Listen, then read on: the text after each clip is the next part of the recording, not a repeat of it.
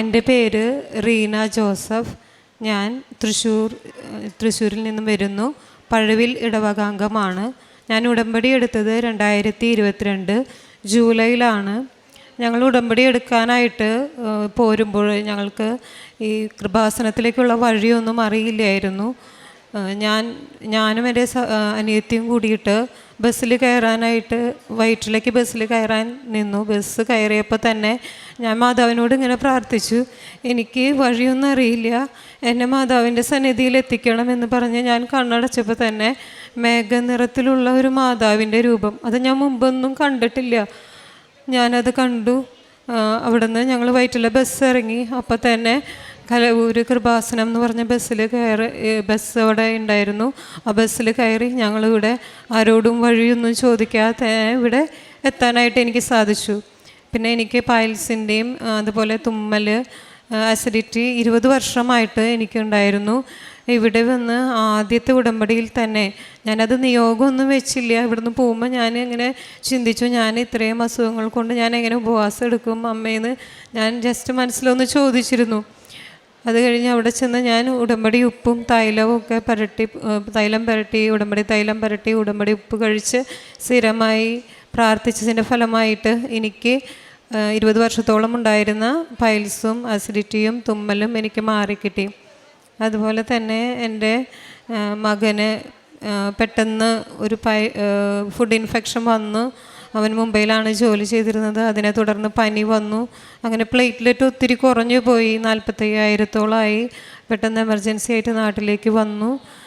ഇവിടെ അവൻ വരുന്നു എന്ന് പറഞ്ഞ ദിവസം മുതൽ 3 ദിവസം ഞാൻ ഉടമ്പടി ആരാധന കൂടി സാക്ഷ്യപ്പെടുത്താമെന്ന് പ്രാർത്ഥിച്ചിരുന്നു. ഇവിടെ വന്ന് ടെസ്റ്റ് ചെയ്തപ്പോൾ 1.5 ലക്ഷത്തിലധികം പ്ലേറ്റ്ലെറ്റ് വന്നു. പെട്ടെന്ന് തന്നെ ഞങ്ങൾക്ക് ഡിസ്ചാർജായിട്ട് പോരാനായിട്ട് പറ്റി പിറ്റേ ദിവസം തന്നെ. അതുപോലെ തന്നെ എൻ്റെ സഹോദരൻ, അവൻ 6 വർഷമായിട്ട് വളരെ ദൂരെ കണ്ണൂരായിരുന്നു ജോലി ചെയ്തിരുന്നത്. അപ്പം ഞങ്ങൾ എന്നും ആഗ്രഹിക്കും അടുത്തൊരു ജോലി കിട്ടാനായിട്ട് ആഗ്രഹിക്കും. പക്ഷേ ഇവിടെ വന്ന് ഞാൻ മാതാവിൻ്റെ അടുത്ത് ഉടമ്പടിയിൽ വെക്കാനായിട്ട് സാധിച്ചില്ല. മാതാവിനോട് ഞാനിങ്ങനെ പറഞ്ഞു, അവനിങ്ങനെ രാത്രി പാതിരയ്ക്കൊക്കെയാണ് വരിക. അപ്പം ഞങ്ങളുടെ അപ്പച്ചനും അമ്മച്ചൊക്കെ മരിച്ചു. അപ്പോൾ അടുത്തൊരു ജോലി കിട്ടാനായിട്ട് ഇപ്പോൾ വളരെ 10 മിനിറ്റ് മാത്രം മതി അവന് ജോലി സ്ഥലത്തേക്ക് പോകാൻ. അതും മാതാവിൻ്റെ അനുഗ്രഹമുള്ളൊരു മാമാണ് അവന് കിട്ടിയിരിക്കുന്നത്. അതിനും മാതാവിന് നന്ദി. അതുപോലെ എൻ്റെ മകന് വിദേശത്ത് പോകാനായിട്ട് ഞാൻ 1 വർഷമായി നിയോഗം വെച്ചിട്ട് പ്രാർത്ഥിച്ചിരുന്നു. ഞാൻ അവനോട് വന്ന് മാതാവിനോട് ഞങ്ങൾ ഇങ്ങനെ പറഞ്ഞു, മാതാവേ അടുത്ത് തന്നെ അമ്മയുടെ അടുത്ത് വിസയും ആയിട്ട് വന്ന് ഇവിടെ സാക്ഷ്യം പറയാനായിട്ട് ഇടയാക്കണേന്ന്. ഒരു 1.5 മാസത്തിനുള്ളിൽ തന്നെ ഞങ്ങൾക്ക് ഇവിടെ വരാനായിട്ട് സാധിച്ചു. ഞങ്ങൾ ആദ്യം തന്നെ ഇവിടെ വന്നിട്ട് അമ്മയെ വിസയും ഇതൊക്കെ കാണിച്ചിട്ടാണ് മറ്റുള്ളവരോട് ഞങ്ങളത് പറഞ്ഞുള്ളൂ. പിന്നെ അതുപോലെ തന്നെ കൃപാസനത്തെക്കുറിച്ചും പരിശുദ്ധ അമ്മയോടുള്ള ഭക്തിയെക്കുറിച്ചൊക്കെ ബഹുമാനപ്പെട്ട വൈദികർ തന്നെ പലപ്പോഴും അതിന് എതിരായിട്ട് സംസാരിക്കുന്നതും അതിൻ്റെ ട്രോളുകൾ എന്നെ അറിയുന്നവർ എനിക്ക് ഷെയർ ചെയ്ത് തന്നപ്പോൾ ഞാൻ അമ്മയോട് ഇങ്ങനെ ചോദിച്ചു, അമ്മേ ഇതിന് ഞാൻ എന്ത് മറുപടി ഞാൻ നൽകും?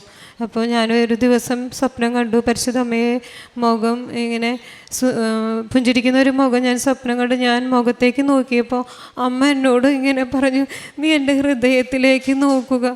ഞാൻ ഹൃദയത്തിലേക്ക് നോക്കിയപ്പോൾ ഈശോയുടെ തിരുഹൃദയത്തിൻ്റെ രൂപം ഇങ്ങനെ തെളിഞ്ഞു വന്നു. അമ്മ എന്നോട് പറഞ്ഞത്, ഞാൻ എൻ്റെ മകൻ്റെ അടുത്തേക്കാണ് ഞാൻ നിങ്ങളെ വിളിക്കുന്നത് എന്ന്. അതുപോലെ എൻ്റെ സിസ്റ്റർ ആൻറ്റിക്ക് പെട്ടെന്ന് പിറ്റ്യൂട്ടറി ഗ്രന്ഥിയിൽ ഒരു ഗ്രോത്ത് ഉണ്ടെന്ന് അറിഞ്ഞു. ഉടനെ തന്നെ സർജറി ചെയ്യണമെന്ന് പറഞ്ഞു. ഇവിടെ കൃപാസനത്തിലേക്ക് ഞാൻ വിളിച്ചു പറഞ്ഞു. ലൈറ്റ് ക്യാൻഡിൽ പ്രയർ റിക്വസ്റ്റ് ഇട്ട് പ്രാർത്ഥിച്ചു. സർജറി വിജയകരമായി നടന്നു. റിസൾട്ടിൽ യാതൊരു കുഴപ്പവുമില്ല എന്നും അറിയാനായിട്ട് ഇടയായി. ഇത്രയേറെ അനുഗ്രഹങ്ങൾ തന്ന പരിശുദ്ധ അമ്മയ്ക്കും ദൈവകുമാരനും കോടാനുകൂടി നന്ദി പറഞ്ഞുകൊണ്ട് എൻ്റെ പ്രേക്ഷിത പ്രവർത്തനങ്ങൾ ഞാൻ പത്രം ഇവിടെ നിന്ന് വാങ്ങിച്ചുകൊണ്ട് പോയാൽ ഞാൻ എൻ്റെ സഹപ്രവർത്തകർക്കും അതുപോലെ ഞാൻ പഠിപ്പിക്കുന്ന കുട്ടികൾക്കും പിന്നെ ജാതി മതഭേദമന്യേ ഞാനത് കൊടുക്കും.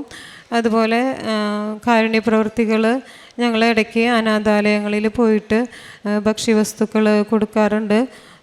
സാധിക്കുമ്പോഴൊക്കെ പൊതിച്ചോറ് കെട്ടി ഒഴിവ് കിട്ടുമ്പോൾ പൊതിച്ചോറ് ഞാൻ വീട്ടിലുണ്ടാക്കി യാചകരായ ആളുകൾക്ക് കൊടുക്കാറുണ്ട്. ഹോസ്പിറ്റലിൽ ആദ്യമൊക്കെ പോവാറുണ്ട്. ഇത്രയുമാണ്. പിന്നെ ഞാൻ വഴി കുറച്ച് പേരെ ഇവിടെ എനിക്ക് കൊണ്ടുവരാനായിട്ട് സാധിച്ചു. ഇത്രയേറെ അനുഗ്രഹങ്ങൾ തന്ന പരിശുദ്ധ അമ്മയ്ക്കും ദേവകുമാരനും ഒരിക്കൽ കൂടി കോടാനുകൂടി നന്ദി പറയുന്നു. ഈ ആൾത്താരയിൽ പറയുന്ന ഓരോ സാക്ഷ്യങ്ങളിലും പരിശുദ്ധ അമ്മയുടെ സാന്നിധ്യവും പരിശുദ്ധ അമ്മയുടെ കമ്മ്യൂണിക്കേഷനും ലഭിച്ചതായിട്ട് ഓരോ വ്യക്തികളും പറയാറുണ്ട്. സാന്നിധ്യം എന്ന് പറയുമ്പോൾ അവർ പറയുന്നത് സുഗന്ധാഭിഷേകം ഉണ്ടായിട്ടുണ്ട്, അല്ലെങ്കിൽ പരിശുദ്ധ അമ്മ സ്വപ്നത്തിൽ അവർക്ക് അവരുമായിട്ട് കമ്മ്യൂണിക്കേറ്റ് ചെയ്തിട്ടുണ്ട് എന്നൊക്കെ ഓരോ വ്യക്തികളും പറയാറുണ്ട്. ഇത് നമ്മളെ കാണിക്കുന്നത് പരിശുദ്ധ അമ്മയുടെ വലിയ സാന്നിധ്യം പ്രകടമാക്കുന്ന രീതിയിലാണ്. ഒരു വ്യക്തി വിശ്വസിച്ചുകൊണ്ട് അവൻ്റെ ജീവിതത്തെ വിശുദ്ധീകരിച്ചുകൊണ്ട് അവൻ്റെ ഉടമ്പടി ജീവിതത്തിൽ മുന്നോട്ട് പോകുമ്പോൾ തിരിച്ചറിയുക, ദൈവികമായിട്ടുള്ള സാന്നിധ്യം അവർക്ക് അത് ലഭിക്കുന്നു, അല്ലെങ്കിൽ ആ ഒരു സാന്നിധ്യ അവബോധത്തിൽ ജീവിക്കുവാനായിട്ട് ഒരു വ്യക്തിക്ക് സാധിക്കുന്നു എന്നുള്ളതാണ്. അതുപോലെ തന്നെ നമ്മൾ ശ്രദ്ധിക്കേണ്ട മറ്റൊരു കാര്യമെന്ന് പറയുന്നത്, കൃപാസനത്തിൽ നമ്മൾ ഉടമ്പടി ചെയ്യുന്നത് പരിശുദ്ധ അമ്മയുടെ സന്നിധിയിൽ നിന്നുകൊണ്ട് പരിശുദ്ധ അമ്മയുടെ കരം പിടിച്ചുകൊണ്ട് ത്രിയേക ദൈവവുമായിട്ടാണ്. ക്രൈസ്തവ വിശ്വാസത്തിൻ്റെ പരമപ്രധാനമായിട്ടുള്ള അടിസ്ഥാനമെന്ന് പറയുന്നത് അത് ത്രിയേക ദൈവത്തിലുള്ള വിശ്വാസമാണ്. നമ്മുടെ ഉടമ്പടി എന്തുമായിട്ടാണ് ബന്ധപ്പെട്ടിരിക്കുന്നതെന്ന് ചോദിച്ചാൽ, പരിശുദ്ധ അമ്മയുടെ മധ്യസ്ഥത്തിൽ പരിശുദ്ധ അമ്മയുടെ കരം പിടിച്ചുകൊണ്ട് ത്രിയേക ദൈവത്തിലേക്ക് നടന്നെടുക്കുന്ന ആ ഒരു പുണ്യ ജീവിത പാതയാണ് ഉടമ്പടി എന്ന് പറയുന്നത്. അതുകൊണ്ട് ഉടമ്പടി ചെയ്യുന്നത് പരിശുദ്ധ അമ്മയുമായിട്ടല്ല, മറിച്ച് അത് ദൈവപിതാവുമായിട്ടാണ്, ത്രിയേക ദൈവവുമായിട്ടാണ്. അപ്പോൾ ദൈവത്തിൻ്റെ സന്നിധിയിലേക്ക് നമ്മളെ കൂട്ടിക്കൊണ്ടു പോകുന്ന ഒരു വ്യക്തിയാണ് പരിശുദ്ധ അമ്മ.